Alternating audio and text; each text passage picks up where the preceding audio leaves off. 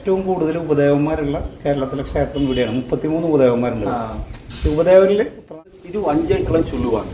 തമിഴിൽ തിരുവഞ്ചைன்னா അമ്മ നടന്ന ആറുനാടം. പാർവതി ദേവി അമ്മ അമ്പാള് നടന്ന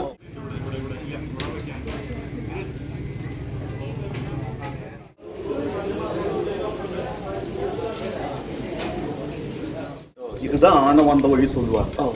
இவங்க உள்ளில வந்து பூஜை பண்ணும்போது இந்திரன் மகாவிஷ்ணு எல்லாமே இங்கே வெயிட் பண்றாங்க உங்களுக்காக. ശരി ശരി.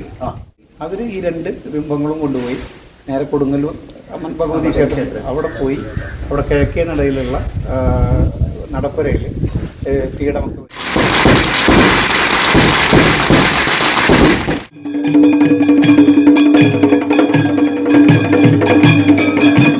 மூணாவது கோவில் வந்து பிரிங்கிடுங்க. அதுதான் கொஞ்சம் டவுட் நீங்க கேட்குவாங்க. அவங்க தமிழ்ல பிரிங்கி சொல்லும் போது மகர்ஷி சொல்லுவாங்க.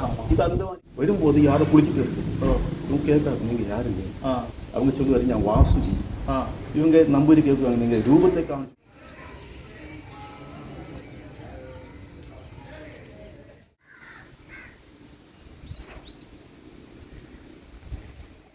நடராஜர் திருவாரூரில் சுந்தரமூர்த்தினாரு தேவாரம் பாடும்போது இங்கே தான் மதிமரம் ஆரம்பம். இங்கே விட்டால் கர்நாடகத்தில் குக்கே டெம்பிள் மட்டும்தான் இருக்கு. சரி. சக்தி மஞ்சாட்சி அப்பாமடியில் அம்மா இருக்கு. ஆப்போசிட் அம்பாள்.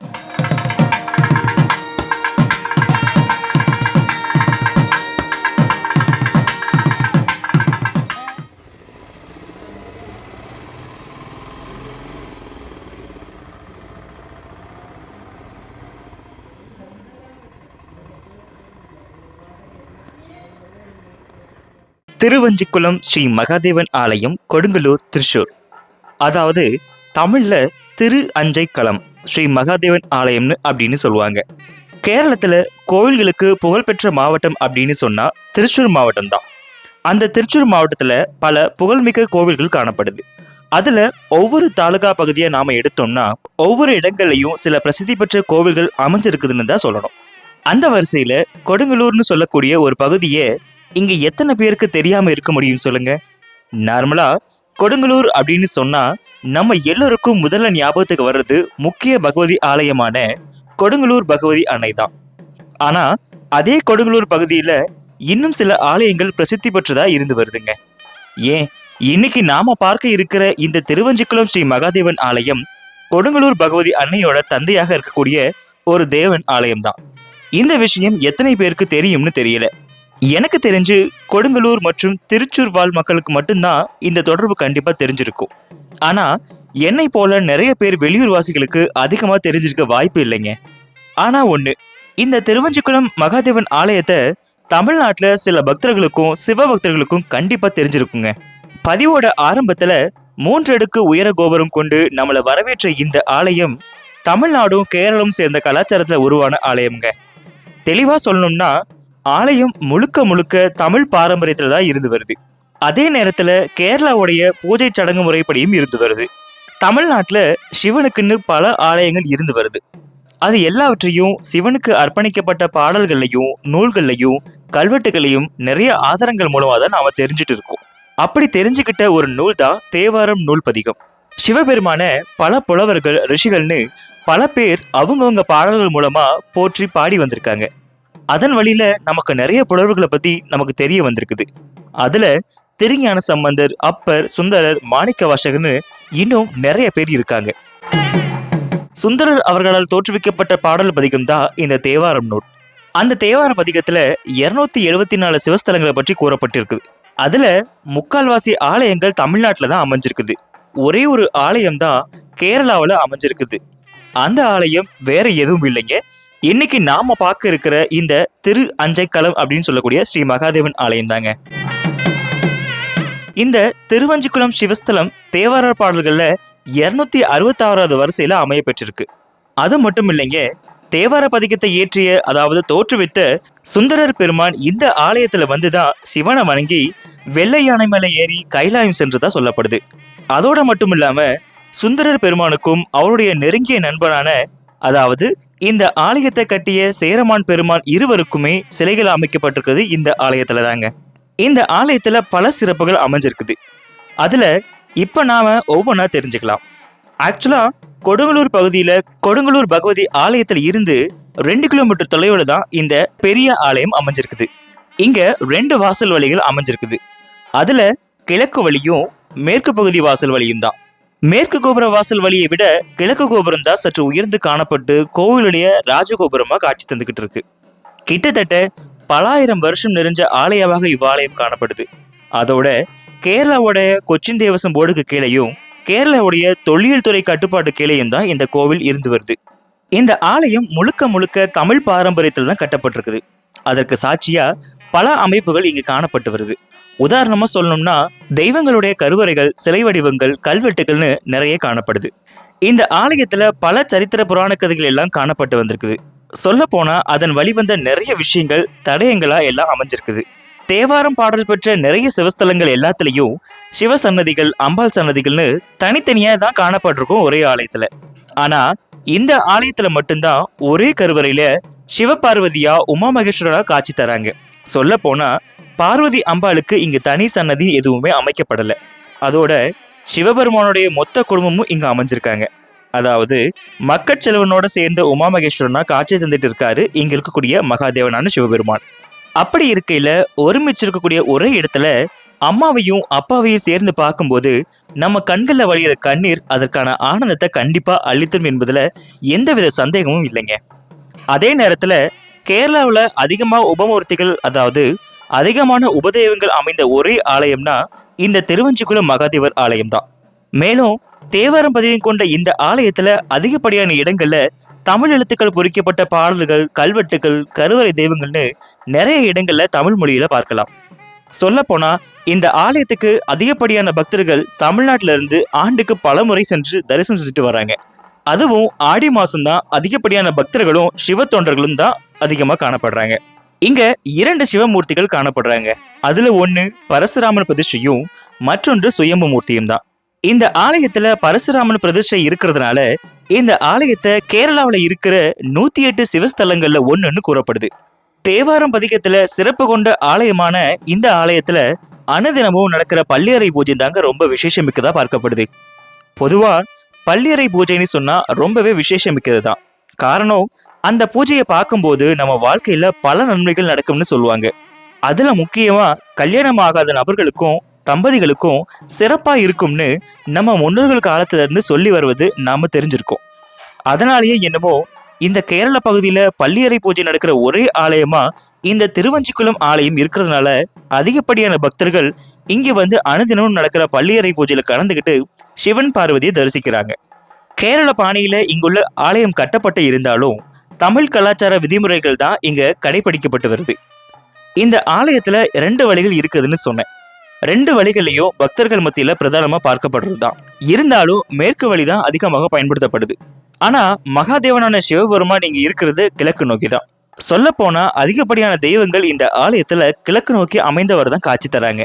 அப்படி 2 வாசல் வழிகளை நாம நுழையும் போது நம்மளுடைய இடது புறத்திலையும் கோவிலுக்கு வலது புறத்திலையும் 2 குளங்கள் அமைஞ்சிருக்குது. ஒன்னு கோவில் குளமும் இன்னொன்னு கங்காதேவி குளமும் சொல்லப்படுது. அதுல கிழக்கு வாசல் வழியா நாம வரும்போது காணப்படுற குளத்துக்கு பல சரித்திர கதைகள் இருக்குது. உதாரணமா சொன்னா வில்வமங்கல சுவாமிகளை கண்டிப்பா எல்லாருக்கும் தெரிஞ்சிருக்கும். அந்த சுவாமிகள் இந்த ஆலயத்துக்கு வரும்போது மகாதேவன் கருவறையில இல்லையாமா. அப்போ எங்கன்னு அவர் தேடி பார்க்கும்போது அந்த குளத்துல இறைவன் நீராடுவதை பார்த்திருக்காரு. அதை பத்தி சுவாமிகள் தேவன் கிட்ட கேட்கும்போது கருவறைக்குள்ள உக்கிரம் தாங்க முடியாததால இங்க வந்து குளிச்சிட்டு இருக்கேன் அப்படின்னு சொல்லியிருக்காராமா. அதன் பிறகுதான் இந்த குளத்துல இருந்து வில்வமங்கல சுவாமிகள் சொல்லி மகாதேவனுக்கு இன்னைக்கு வரைக்கும் சங்காபிஷேகம் அப்படின்ற ஒரு நிகழ்வு நடக்குதாமா. இப்படி நிறைய விதமான சரித்திர கதைகள் இந்த ஆலயத்தை சுத்தி அமைஞ்சிருக்குதுங்க. அதுல இதுவும் ஒண்ணு. அது மட்டும் இல்லாம அனுதினமும் இங்க பள்ளியறை பூஜை நடந்து வந்தாலும் ஒவ்வொரு மாதமும் வரக்கூடிய பௌர்ணமி நாள்ல பள்ளியறை பூஜையை தரிசிக்க கேரளாவுடைய அநேக பகுதிகளில் இருந்தும் தமிழ்நாட்டோட சில பகுதிகளில் இருந்தும் அதிகப்படியான பக்தர்கள் கலந்து கொண்டு ஒரு விசேஷமான திருவிழா போலதான் நடக்குதுங்க. ஆக்சுவலா நாம போனதும் ஐப்பசி மத பௌர்ணமி அன்னைக்கு தாங்க.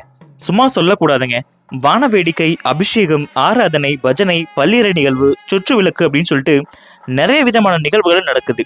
இந்த விஷயங்கள் எல்லாமே எல்லா மாதமும் வரக்கூடிய பௌர்ணமி நாளான மாலை நேரத்துல 5 மணில இருந்து இரவு 10 மணி வரைக்கும் நடக்குதுங்க. சாதாரண நாட்களில் பள்ளியறை பூஜை இரவு 7:30 அதாவது கோவில் நடை அடைச்சதுக்கு அப்புறம் சாயங்காலம் 7:30 8 மணிக்கெல்லாம் நிறைவு பெறுது. ஆனால் பௌர்ணமி நாளில் மட்டும்தான் இரவு 9 மணிக்கு ஆரம்பித்து 10 மணிக்கு ஆயிடுதுங்க முடியறதுக்கு. அந்த அளவுக்கு பக்தர்கள் கூட்டம் நிறைஞ்சு காணப்படுது இங்கே. இந்த மாதிரி நிறைய செயல்கள் இந்த ஆலயத்தை சுற்றி நடந்துக்கிட்டு தாங்க இருக்குது.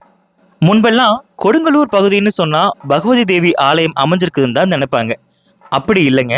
இப்போ நான் இன்னொரு விஷயத்தையும் கண்டிப்பாக சொல்கிறேன், தெரிஞ்சுக்கோங்க. ஆக்சுவலாக இந்த கொடுங்கலூர் பகுதியில் சைவ, வைஷ்ணவ, சாக்தேயம் பிரிவு கொண்ட 3 சிறப்பு ஆலயங்களும் அமையப்பெற்ற ஸ்தலம் தான் இந்த கொடுங்கலூரான புனிதமான பகுதி.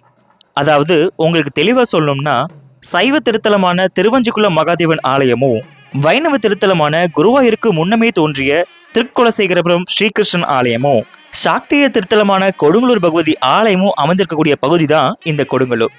இப்படிப்பட்ட எல்லா ஆலயங்களும் ரொம்பவே பக்கம் பக்கமாக தாங்க அமைஞ்சிருக்குது.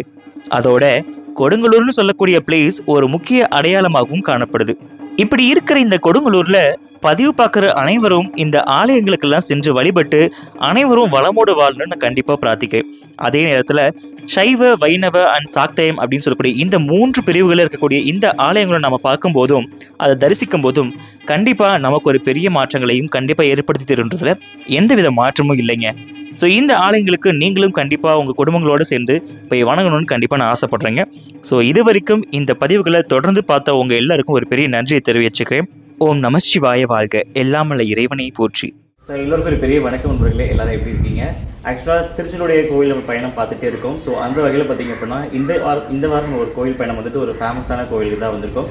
ஆக்சுவலாக இந்த கோவில் வந்துட்டு நம்ம தமிழ்நாட்டில் இருக்க நிறைய பேருக்கு கண்டிப்பாக தெரியும். ஏன் அப்படின்னு கேட்டிங்கன்னா, சிவனுக்கு பாடல்பட்ட ஸ்தலங்கள் நிறைய இடம் இருக்குது. அதில் வந்து பார்த்திங்க அப்படின்னா தேவாரம் அப்படின்னு சொன்னாவே கண்டிப்பாக அது ஒரு தமிழில் ஒரு பெரிய ஒரு பாடல் பெற்ற நூல்னு சொல்லுவாங்க.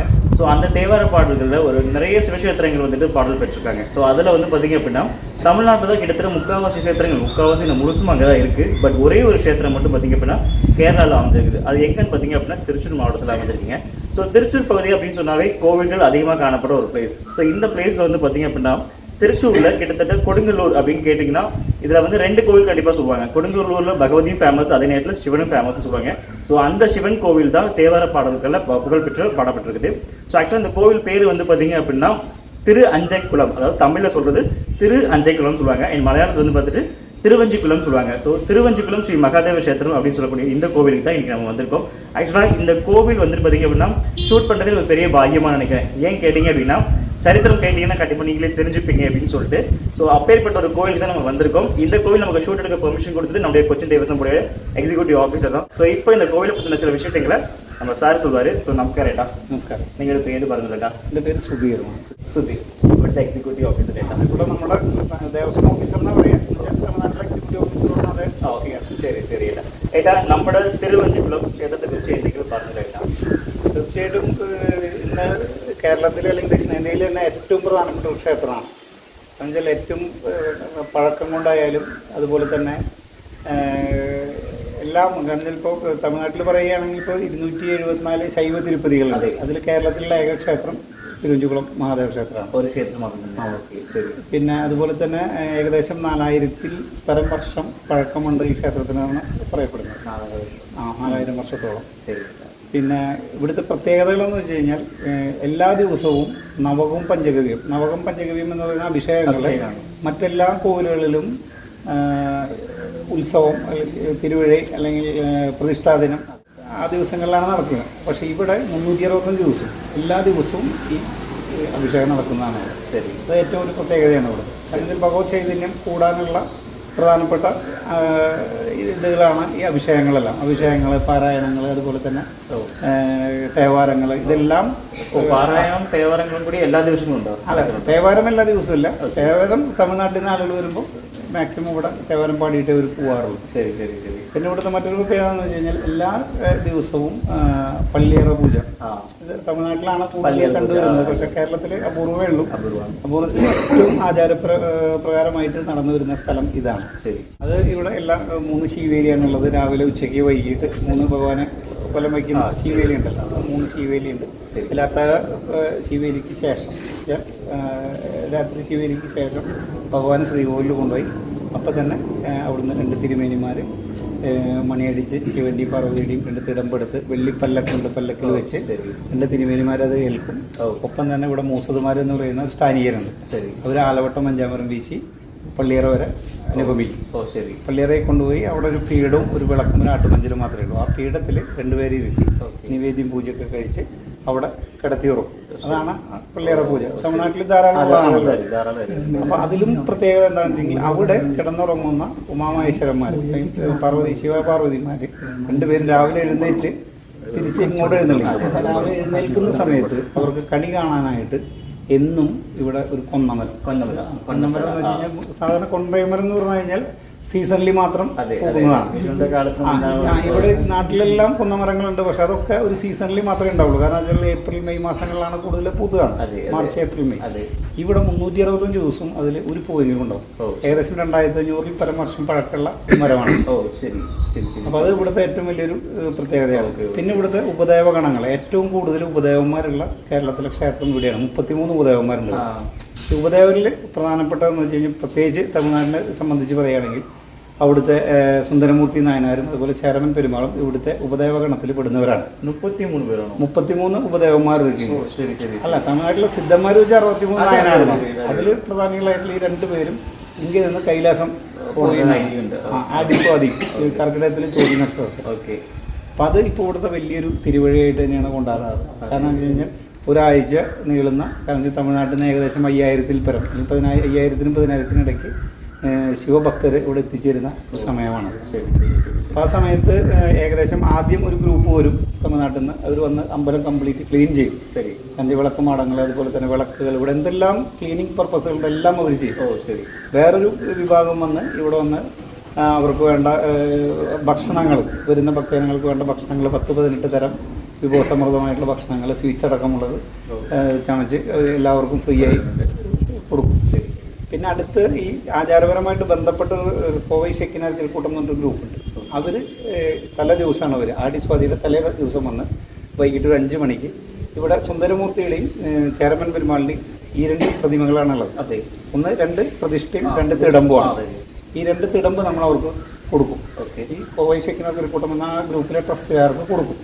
അവർ ഈ 2 ബിംബങ്ങളും കൊണ്ടുപോയി നേരെ കൊടുങ്ങല്ലൂർ അമ്മൻ ഭഗവതി ക്ഷേത്രം അവിടെ പോയി അവിടെ കിഴക്കേ നടയിലുള്ള നടപ്പുരയിൽ പീഠമൊക്കെ വെച്ച് അവിടെ അഭിഷേകം പൂജ എല്ലാം ചെയ്ത് അവിടുന്ന് 2 പേരിൽ വെള്ളാനെ വെള്ളക്കുതിരെ 2ലും വെച്ച് അലങ്കരിച്ച് അവിടുന്ന് ഘോഷയാത്രയെങ്കിലും വരും. അത് കൈലായവാദ്യം കൂടെ வணக்கங்க. இது வந்து ரொம்ப பழக்கமான க்ஷேத்திரம், கோவில் சொல்லுவாங்க. பழக்கம் சொல்லும்போது 2 விதத்தில் சொல்ல வேண்டியிருக்குது. ஒன்று வந்து பரசுராமர் பழக்கம், அந்த காலத்தில் பழக்கம் இருக்குது. பரசுராமர் வந்து இங்கே தபஸ் பண்ணிட்டு இங்கே தான் மூலஸ்தானம். இந்த கொந்த மரம் பார்த்தீங்களா, கொந்த மரத்துக்கு கீழே அவங்க வந்து தபஸ் பண்ணாங்க. 108 சிவ க்ஷேத்திரம் அவங்க வந்து கேரளாவில் பிரதிஷ்டை பண்ணது. அதில் வந்து க்ஷேத்திரம் இதுதான். இது வந்து திருவஞ்சைக்கெல்லாம் சொல்லுவாங்க. தமிழில் திருவஞ்சைன்னா அம்மா நடனம் ஆடினாடம். பார்வதி தேவி அம்மா அம்பாவு நடனம். திருவஞ்சை சொல்லும்போது அப்படித்தானே சொல்றது, நடனம் ஆடினார். அந்த இடம் தான் இங்கே சொன்னமரம். இங்கே மகாதேவர் நம்ம ஆனந்தத்திலே அம்மாவோட நடனம் பார்த்தாரு. அந்த பழக்கம் ஒரு பழக்கம்.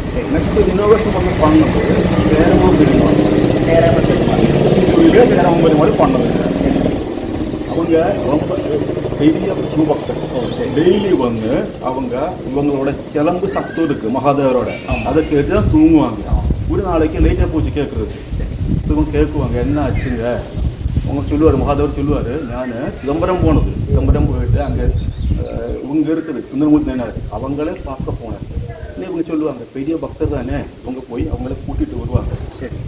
சேரம பெருமாள் சுந்தரமூர்த்தி போய் கூட்டிகிட்டு இங்கே வந்து இங்கிருந்து ஆடி மாதம் சோதி நாளில் வெள்ளக்குதிரை மேலே போனாங்க. இதுதான் ஆன வந்த வழி சொல்லுவாங்க. இவங்க உள்ளில வந்து பூஜை பண்ணும்போது இந்திரன் மகாவிஷ்ணு எல்லாமே இங்கே வெயிட் பண்றாங்க உங்களுக்காக. இவங்க ஆன மேல போனது. போகும்போது இந்த சேரம பெருமாள் குளிச்சுட்டு இருந்தது இந்த குளத்துல. இவங்க மந்திர சக்தியாலே அந்த குதிரையை கூப்பிட்டு குதிரை மேலே போனது. ஏன்னா இவங்க சுந்தரமூர்த்தி நாயர் ஆனை மேலே போனது, கடல் மேலே போனது. அவங்க வந்து மெதுவாக தான் அங்கே எத்தனது கைலாசத்துல இந்த பதிகெல்லாம் பாடி அங்கே செல்லும் போது சுந்தரமூர்த்தி நாயர் அவங்க தான் முன்னாடி முன் ஜென்மத்தில் அவங்க பூதகனாக இருந்தது. ചെറിയ കേസ് அதனால அங்க வந்து மனுஷனாக இங்க வந்து ஓகே ஓகே. அவங்க சிவன் சொல்லுவாங்க மகாதேவ சொல்றது இவங்களுக்கு தான் பெர்மிஷன் இருக்கு உள்ள போறது கைலாசத்துக்கு ஆமா. சிரமம் நம்மளும் புதுசா வந்து ஆமா. இவங்க உள்ளுக்குள்ள போய் வெயிட் பண்ணிட்டே இருக்குது சிரமம் நம்மளுக்கு முன்னாடி வாங்க முன்னாடி அவர் போயிட்டு அங்கே போய் வெயிட் பண்றாங்க சரி. இவங்க உள்ள போய் அம்பாளுக்கு அப்பா கிட்ட பெர்மிஷன் வாங்கி இவங்களே கூட்டி உள்ளுக்குள்ள போனது. ஓ சரி. சரியான நம்பர். ஆக்சுவலி இவங்களுக்கு தான் பெர்மிஷன் இருக்கு நேரம் இருக்கு. ஆனா அவங்க முன்னாடி பூதவனா இருந்தது. ஆமா. கடல் மேல போன அந்த பதுக்கு இருக்குல்ல வருணன் கையில கொடுத்தாச்சு. அதுதான் இது கேட்குவாரு மற்ற இதெல்லாம் மக்களெல்லாம் பக்தெல்லாம் கேட்குவாரு நீங்க தான் பாடிட்டு போன எங்களுக்கு இல்லையே அப்பதான் ஒரு நாள் கையில கொடுத்து வச்சு அது வந்து அப்படி இருக்குதுங்க. சரி சரி. குழப்பம் இருக்குது. சரி சரி. இப்போ தேவதை சொல்லும் போது மெயின் என்ட்ரன்ஸ் வந்து வெஸ்டர்ன் சைடு. ஃபர்ஸ்ட் வந்து துர்காங்க துர்கா சுப்பிரமணியன் ஃபர்ஸ்ட் சுப்பிரமணியன் செகண்ட் துர்கா அப்புறம் கங்கா பகவதி அப்புறம் வந்து இந்த பொன்னமரம் பார்த்தீங்கன்னா ஆமா ஆமா உள்ளுக்குள்ள நீங்க ஆமா கீழே ஒரு சின்ன ஒரு லிங்கம் அதான் குலஸ்தானத்துக்கு சொல்லுவாங்க. ஆமா. இதை வந்து ஈஸ்ட்ல இருந்தா உள்ள போனோம். உள்ள போனா மெயின் ஸ்ரீ கோவில் உமா மகேஸ்வரா அப்பாவும் அம்மாவும் சேர்ந்து இருக்கு. ஆல்மோஸ்ட் எல்லா டெம்பிள்லயும் அப்பா ஒரு சைடுல இருக்கு அம்மாவில வந்து ஒரு சைடுல இருக்கு. ஆமா ஆமா சேர்ந்து இருக்குது இங்கதான் சதாசிவ பாவத்தில் உமா மகேஸ்வரா சொல்லுவாங்க. சரி சரி சரி சரி. அப்புறம் நந்தியை பார்த்து லெஃப்ட் போவான் கணபதி பிள்ளையார் இருக்கு. ஆமா. செகண்ட் வந்து இந்த மாதிரி சேரமா பெருமாள் கோவில். பார்த்தோம். மூணாவது கோவில் வந்து பிரிங்கிடுங்க. அதுதான் கொஞ்சம் டவுட் நீங்க கேட்குவாங்க. அவங்க தமிழ்ல பிரிங்கி சொல்லும் போது மகர்ஷி சொல்லுவாங்க. இது அந்த மாதிரி கிடையாது ரிஷி கிடையாது. இந்த பூதகண அதிபதி வீரபத்ர இருக்குல்ல அத மாதிரி ஒரு சக்தோட அதிபதி பூதகனோட அதிபதி காவல் சொல்லுவார்ல நம்ம வந்து அதை ஹெட். நாலாவது மகாதேவர் கோவில். அந்த சைடு ரைட் சைடு 4 கோவிலுங்க. ஃபர்ஸ்ட் மகாதேவம் பள்ளியரா சிவன் சொல்லுவாங்க. செகண்ட் வந்து பள்ளியராங்க சொல்லல அதே மாதிரி சார் சொன்ன மாதிரி நைட்டில் பல்லக்கில் வந்து கடைசி பூஜை அங்கதான். நெக்ஸ்ட் டே காலையில் வந்து மூணாவது கோவிலுங்க அதுதான் பார்க்கணும். அப்பா மடியில் அம்மா இருக்கு சக்தி பஞ்சாட்சி. அது வந்து மூணாவது கோவில் இந்த பள்ளியற பக்கம் இருக்குல்ல முன்னாடி மூணாவது கோவில் அந்த சொம்பர் மியூரல் பெயிண்டிங் இங்கே விட்டால கர்நாடகத்திலே குக்கே டெம்பிள் மட்டும்தான் இருக்கு. ஓ சரி. சக்தி பஞ்சாட்சி அப்பா மடியில் அம்மா இருக்கு. ஆப்போசிட் அம்பாள் இருக்கு உமாமகேஸ்வரர் இருக்கு. சுற்றி வரும்போது நடராஜர் இருக்கு. நடராஜர் திருவாரூர்ல சுந்தரமூர்த்தி தேவாரம் பாடும்போது இங்கதான் மதிமார்க்கம் ஆரம்பிச்சு. திருப்பி வரும்போது சப்தமாதத்தில் இருக்கு பார்த்து எகையும் வந்து இந்த மெயின் கோவிலை பார்த்து சண்டிகேஸ்வரர் அவங்கள பார்த்து வெளியில வந்தா இந்த குளம் இருக்கு தீர்த்த குளம் அது கேர் ஸ்டோரி. குளத்துல வந்து இந்த நாகார் கோவில் வந்து இருக்குது பாம்புமே காட்டுமன்னா சொல்லுவாங்க பக்கத்துல இருக்கு. அது இங்க கனெக்ஷன் இருக்கு. அங்க நம்பூதிரி தாரித்திரம் மூலமா இங்க வந்து பஜனை இருக்குதுங்க. 41 நாடு எப்போதுமே வந்து 3 மணிக்கு மேலே தான் வரணும். அப்புறமா தான் வரணும். 2-3 o'clock பூதம் நாட்டு கொஞ்சம் முன்னாடி வாங்க. சரி வரும்போது யாரும் குளிச்சுட்டு இருக்கு. இவங்க கேட்கறாங்க நீங்க யாருங்க அவங்க சொல்லுவாரு நான் வாசுகி. இவங்க நம்பூரி கேட்குவாங்க நீங்க ரூபத்தை காமிச்சு விடுங்க. அப்போ அவங்க உங்களை தாங்க முடியாது சொல்லுவாங்க புழு மாதிரி காமிச்சு கொடுக்குது. கடைசியில் புழு மாதிரி காமிச்சு கொடுத்து நம்பூரி அப்படியே போதம் போச்சு. சரி இவங்களே தட்டி கூப்பிட்டு நாகமாணிக்கம் காமிச்சு கொடுத்து. சரி அப்புறம் இந்த சைதன்யம் அன்னைக்கு ஓலக்கூட தான் இருக்கு. ஓலக்கூட மாரி போடும். ஓ சரி சரி சரி. நெக்ஸ்ட் வந்து தட்சிணாமூர்த்தி. தட்சிணாமூர்த்தி எப்போவுமே வந்து சவுத்தில் தான் ஃபேஸ் பண்ணியிருக்கோம். இங்கே வந்து ஈஸ்டில் இருக்கு. அதையும் நோட் பண்ணேன் நான் எல்லாத்தையும் நோட் பண்ணேன். அப்புறம் ஐயப்பா ஹனுமான் இருக்கு. கடைசியில் வந்து பசுபதி சொல்லும்போது பசு சங்கர் சொல்லும்போது எல்லாருமே ஜீவஜாலம் மனுஷர் இருக்கு மிருகம் இருக்கு அதெல்லாம் யாரு பாக்குறீங்கோ பரிபாலம் சொல்லுவல்ல அதுக்குதான் பசுபதி சொல்லுவாங்க. அப்புறம் இந்த கோவில் அப்படின்னா எந்த ரூட்ல பஸ்ல வர்றாங்க அப்படின்னா திருச்சூர்ல வர்றாங்க பாலக்காட்டுல வர்றாங்க அப்படின்னா இங்க வரதுக்கு ஷார்ட் ரூட் சொல்லுங்க. ஃபர்ஸ்ட் வந்து சொல்றாங்க nearest railway station main junction station வந்து திருச்சி இருக்கு. ஓகே அங்கேயே வந்து பஸ்ஸில் லைன் பஸ்ஸில் வர்றோம்னா பக்கத்தில் சக்தந்தம்பரம் சொல்லி ஸ்டாண்ட் இருக்கு. அங்கே லிமிட்டட் ஸ்டாப் பஸ் கிடைக்காங்க. ஓகே 1.25 மணி நேரம் ஹவர் மேக்ஸிமம் கொடுங்கலூர் வந்தால் அங்கே கூட லோக்கல் பஸ் கிடைக்கும். 2 kilometers தான் அங்கே இருக்குது. திருவஞ்சைக்குளம் சொல்லி திருவஞ்சிக்குளம் சொன்னால் போதும். சரி நீங்கள் இனி ஓன் வெஹிக்கிளுக்கு அந்த காருக்கெல்லாம் வரும்போது NH இருக்கு பாலக்காடு கோயம்புத்தூர்லேருந்து பாலக்காடுன்னு இந்த கொட்டகரா சொல்லுவாங்க. கொட்டகரா வந்து மாலை வழி வந்து அங்கிருந்து 9 கிலோமீட்டர் தான் இருக்கு. சரி சவுத்துலேருந்து வர்றவங்க இந்த திருநெல்வேலி கன்னியாகுமரி அந்த சைடு வந்தாலே நியரஸ்ட் ரயில்வே ஸ்டேஷன் ஆலுவாங்க. பக்கத்துல தான் KSRTC ஸ்டாண்ட் இருக்கு. அங்கிருந்து பஸ் பரூர் பஸ் கிடைக்கும். பரவூர் நார்த் பரவூர் பஸ் கிடைக்கும். சரி. அங்கிருந்து லோக்கல்ல நிறைய பஸ் இருக்கும், கொடுங்கலூர் போகிற பஸ். அது மாதிரி சவுத்திலிருந்து வரும்போது டைரக்டா எர்ணாகுளம் என்எச் இருக்குல்ல, எர்ணாகுளம் இந்த மாதிரி ஆளுகள் வந்து பரவூர் வழி இந்த வந்துடலாம். ஸோ இப்போ வர்றவங்களுக்கு சாப்பாடு தங்கணும் அப்படின்னா அப்படி வசதிகள் எப்படி தங்குறதுக்கு இங்கே தான் ரூம்ஸ் இருக்கு, 4 ரூம்ஸ் இருக்கு. ஓகே. அப்புறம் குரூப் ஆகி வந்துட்டு அவருக்கு எல்லாம் ஸ்டே பண்ணுறதுக்கு இந்த கல்யாண மண்டபம் எல்லாமே வச்சிருக்கு. ஓகே. நீ அதெல்லாம் கொடுங்கலூர் வந்து நம்ம நியரஸ்ட் 2 கிலோமீட்டர்ஸ் டிஸ்டன்ஸ் ஆகிங்க. முன்னாடி ப்ரீவியஸாக கால் பண்ணி அரேஞ்ச் பண்ணி கொடுக்கலாம். குரூப் வந்தாலும் அவருக்கு இங்கே ரூம்ஸ் தனியாக ரூம் வேணுங்க. அதுவும் இங்கே கொடுங்கலூரில் சத்திரம் இருக்குது, பெரிய சத்திரம் இருக்குது. ஓகே. அதுவும் நம்ம தேவஸ்தானம் போட்டு கீழே இருக்கும். சரி சரி. கொச்சின் தேவஸ்தானம் போட்டு. சரி. அப்போ நம்ம சாப்பாடு வந்துட்டு சாப்பாடு டெய்லி வந்து அங்கே தான் இருக்குது, மத்தியானம் மட்டும். மத்தியானம் மட்டும். ஓகே. ஸோ இப்போ பார்த்தீங்க அப்படின்னா நம்ம கூடிய அண்ணன் வந்து மூசத். ஸோ மூசத் அப்படின்னு சொல்லக்கூடிய அந்த ஒரு அமைப்பில் இருக்கக்கூடிய ஒரு அண்ணன் வந்துட்டு நமக்கு இந்த கோவிலுடைய விசேஷ வழிபாடு குறித்து சொல்லுவாங்க. ஸோ நமஸ்காரம் அண்ணா. நீங்களோட பேர்? மகாதேவ். ஓ சூப்பர்.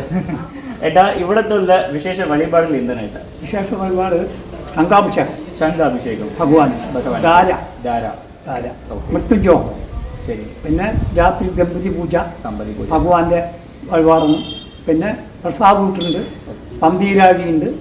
അങ്ങനെ എല്ലാ വഴിപാടും ഇവിടെ കിടക്കും. വെളുപ്പിന് 5 മണിക്ക് നട കൊടുക്കും. ശരി. രാവിലെ ശരി. 5 മണിക്ക് അഭിഷേകം ഭഗവാൻ. ശരി. പിന്നെ 7 മണിക്ക് ഭഗവാന്റെ അഭിഷേകം. പിന്നെ 9:30 ഭഗവാന്റെ അഭിഷേകം. ശരി. പിന്നെ പകല് 5 മണിക്ക് ഭഗവാന്റെ അഭിഷേകം. അങ്ങനെ 4 അഭിഷേകം ഈ അമ്പലത്തിൽ കിടക്കും. 4 കാല പൂജ. 4 പൂജകൾ. രാവിലെ അത് കഴിഞ്ഞിട്ട് അത്താഴം ഉച്ചപൂജ. അത് കഴിഞ്ഞ പന്തീരടി പൂജ. പന്തീരടി പൂജ കഴിഞ്ഞ് ഉച്ചപൂജ കഴിഞ്ഞ അത്താഴപ്പൂജ. അത്താഴപ്പൂജ കഴിഞ്ഞ കല്യാണം. ഇങ്ങനെയുള്ള വിശേഷം ഇങ്ങ് അമ്പലത്തിൽ മാത്രം കഴിക്കും, வேற கோவிலൊന്നും. கிட்டத்தட்ட நிறைய விஷயங்கள் இந்த திரு அஞ்சைக்குளமான, அதாவது திருவஞ்சைக்குளம் அப்படின்னு சொல்லக்கூடிய இந்த கோயிலை பற்றி நமக்கு எக்ஸிக்யூட்டிவ் ஆஃபீஸர்ஸ் நம்ம அண்ணா 2 பேர் அவங்க நிறைய சொல்லியிருக்காங்க. ஸோ இவங்களுக்கு ஒரு பெரிய பெரிய நன்றியை தெரிவிச்சுக்கலாம். ஸோ தமிழ்நாட்டிலேருந்து வர்றவங்களும் சரி அண்ட் கேரளாத்துலேருந்தும் சரி அண்ட் நிறைய பக்தர்கள் பார்க்குறவங்களும் சரி இந்த திருவஞ்சைக்குளம் கண்டிப்பாக ஒரு டைம் வந்து பாருங்கள். ஏன் காரணம் அப்படின்னா தேவார பாடலாம் முதன்மையாக பாடப்பட்ட ஒரு ஸ்தலம் தான் இந்த கேரளா பகுதியில் கூட ஒரே ஒரு கோவில். மீதி எல்லாமே அங்கே இருக்கு, நான் ஆல்ரெடி சொல்லிட்டேன். இந்த கோவிலுக்கு வரது மட்டும் இல்லாமல் கிட்டத்தட்ட ஏகப்பட்ட தேவன்கள் இங்கே உள்ளே இருக்காங்க. அண்ணா நிறைய சொல்லியிருப்பாங்க, எப்படி வந்தாங்க, எப்படி இது உள்ளே இருக்காங்கன்ற எல்லா விஷயங்களும் சொல்லியிருப்பாங்க. ஸோ என்ன சொல்கிறது, நான் பார்த்த கோவிலே பார்த்தீங்க அப்படின்னா அதிகமான உபதேவங்கள் காணப்பட்ட கோவில் எனக்கு தெரிஞ்சு இந்த கோவில் தான் நான் பார்த்துருக்கேன். எனக்கு ரொம்ப சந்தோஷம் மகாதேவனை பார்த்ததில். ஏன்னா சுயம்பு மூர்த்திகள் 2 பேர் இருக்காங்க. ஸோ எல்லாத்தையும் பார்த்து ரொம்ப தெரிஞ்சுக்கிட்டது ரொம்ப சந்தோஷப்படுறேன். இந்த கோவிலுக்கு வந்து ஒரு பெரிய பாக்கியமாக நினைக்கிறேன். ஸோ இந்த கோவிலுக்கு நீங்களும் மறக்காமல் வந்து தரிசனம் பண்ண தான் நான் பெருசாக வேண்டிக்கிறேன். ஸோ இது வரைக்கும் இந்த வீடியோ பதிவை பார்த்தவங்க எல்லாருக்கும் ஒரு பெரிய பெரிய நன்றி தெரிவிச்சுக்கேன். ஸோ தேங்க்யூ ஸோ மச் அண்ணா. தேங்க்யூ.